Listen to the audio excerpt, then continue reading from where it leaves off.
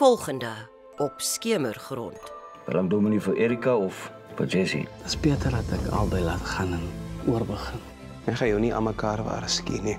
Jy moet ophou om die huis teen my te draai. En glo my wanneer ek vir jou sê jy gaan lelik tweede kom. Dis 'n belofte. Iets is aan die gang in gemoedsdrif. Jy wil net gaan incheck daar by die arme Lous.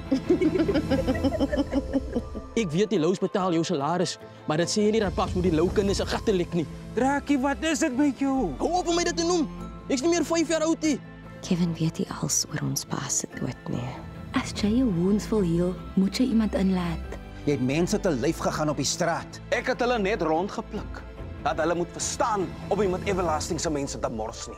Ek dink nie Junior is die beste invloed vir jou seun nie. So meneer skat, ek moet vir Darren een kant hou. As jy weer weggaan sonder om vir hom die antwoorde te gee wat hy nodig het, weet ek nie of hy jou ooit sal kan vergewe nie.